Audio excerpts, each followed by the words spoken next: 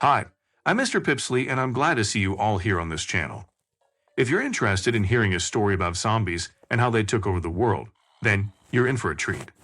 But before I begin, I want to encourage you to like and subscribe to this channel if you haven't already. By doing so, you'll be able to stay up to date with all the latest content and never miss out on any exciting stories. So sit back, relax, and let's delve into the world of zombies. I promise it'll be a thrilling ride. Once upon a time, in a faraway land, there was a small town called Greensville. It was known for its lush greenery and beautiful gardens, and the people who lived there took great pride in their plant life. But one day, something strange began to happen.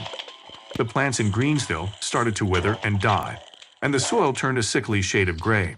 The townspeople were baffled, and they called in experts from all over the world to try to figure out what was happening.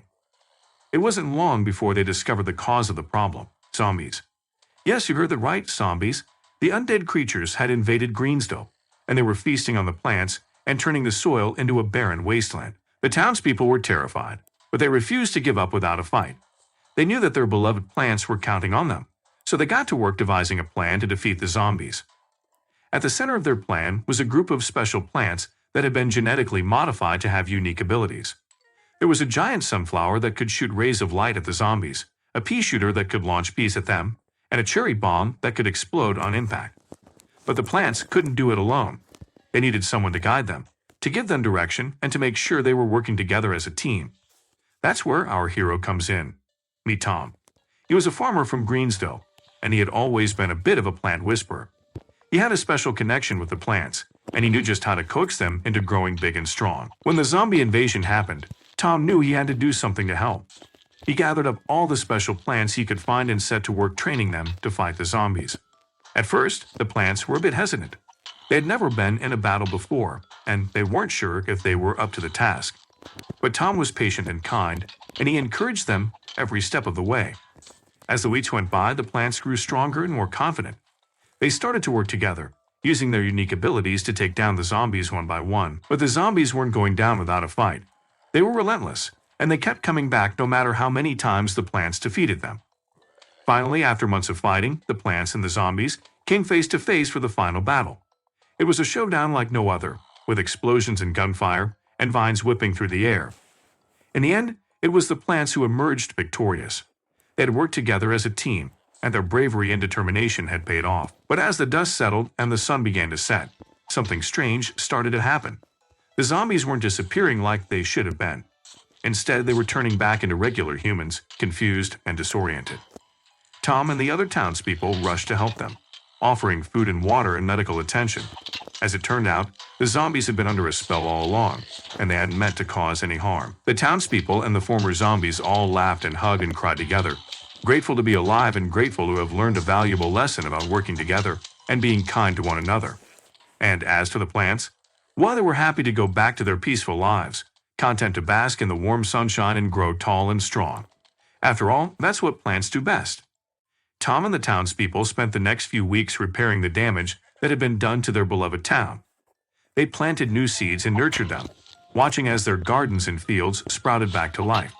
The town of Greensville was once again the lush and vibrant place it had always been. As for Tom, he had become something of a hero in the eyes of the townspeople. They had always known him as a kind and gentle farmer, but now they saw him as a true leader and warrior. Tom smiled at the thought, but he knew that it wasn't just him who had saved the town.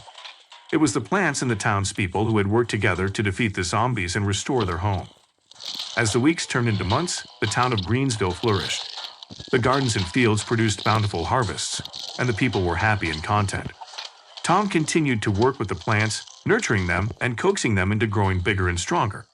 He loved his job as a farmer, and he couldn't imagine doing anything else. But one day, something strange started to happen again. Tom noticed that some of the plants were acting a bit odd. They were twitching and shaking, and their leaves had turned a sickly shade of green. Tom didn't know what was happening, but he knew he had to act fast. He gathered up the plants and took them to the town's expert botanist, a woman named Dr. Bloom. Dr. Bloom took one look at the plants and gasped. "It's happening again," she said, her eyes wide with fear. "What's happening?" Tom asked. "It's a plant virus," Dr. Bloom explained. "It's spreading like wildfire, and if we don't stop it, we could lose all of our crops." Tom felt a lump form in his throat. He couldn't bear the thought of losing the plants again, not after all they had been through. But Dr. Bloom had an idea. She had been working on a new plant fertilizer, one that could boost the plants' immune systems and help them fight off viruses. Tom and Dr. Bloom worked together, applying the fertilizer to the plants and watching as they slowly but surely started to recover. It was a long and difficult process, but eventually the plants were healthy and strong once again. The townspeople breathed a collective sigh of relief, grateful that their beloved plants had been saved. And Tom felt a deep sense of pride in what he had accomplished. But then something strange started to happen again. This time, it wasn't the plants that were acting odd. It was the zombies. Yes, you heard that right. The zombies had returned, and this time, they were even more powerful than before. Tom and the townspeople were baffled. They had thought that the zombies were gone for good, but it seemed that they had come back with a vengeance. Tom knew what he had to do. He gathered up the plants once again, determined to fight off the zombie threat. But this time, he had a new idea.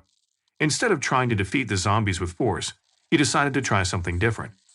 He gathered up a group of the former zombies, the ones who had been cured by the plants and had become regular humans once again. He brought them to the town square, where the zombies were gathering. The former zombies started to dance and sing, their joyful energy filling the air. At first, the zombies didn't know what to make of it, but slowly but surely, they started to join in. Tom watched as the zombies and the former zombies danced and sang together, their differences forgotten. It was a sight to behold, and Tom couldn't help but smile. As the sun began to set and the dancing and singing continued, something miraculous happened. The zombies started to transform. Their pale skin turned pink, their eyes lost their dark circles, and their ragged clothes transformed into brightly colored shirts and pants. Tom and the townspeople watched in amazement as the zombies were transformed into happy, healthy humans once again. It seemed that the power of joy and love had defeated the zombie virus once and for all. The townspeople cheered and hugged each other, overjoyed that their town had been saved once again. Tom couldn't believe what he had just witnessed, and he knew that he would never forget this moment for the rest of his life. As the night wore on, the townspeople and the former zombies continued to dance and sing, celebrating their victory over the zombie virus. Tom smiled and watched as his town came back to life once again, stronger and more resilient than ever before. From that day on, Tom continued to work with the plants, helping them to grow and thrive. And whenever he looked at them, he couldn't help but feel grateful for all they had done for his town and his people. As for the zombies, they were welcomed back into the community with open arms. They had all been transformed into happy, healthy humans, and they had the plants to thank for it. And so the town of Greensville lived happily ever after, with its gardens and fields full of healthy, vibrant plants, and its people full of joy and love. And whenever anyone asked Tom how he had defeated the zombies, he simply smiled and said, "It wasn't just me. It was the plants and the power of love that saved our town." Well, the story has come to an end. I am sure you liked this story, and you will like it with pleasure. Also subscribe to our channel and be sure to leave your feedback in the comments under this video. See you in the next video.